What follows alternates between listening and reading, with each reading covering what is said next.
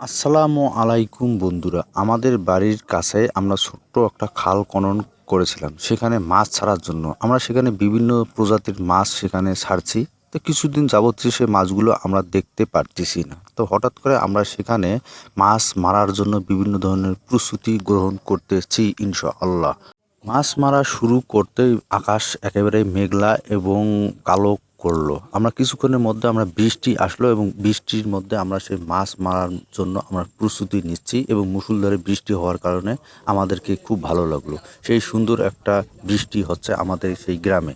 তবে আপনারা যারা গ্রাম থেকে বড় হয়েছেন তারাই এই বৃষ্টির মর্মটা বুঝবেন এবং বৃষ্টির মধ্যে থাকা এবং বৃষ্টির মধ্যে ভিজে মাছ মারার মজাটাই সেই অন্যরকম। যারা শহরে থাকেন তারা এই মর্মটা একেবারেই বুঝবেন না।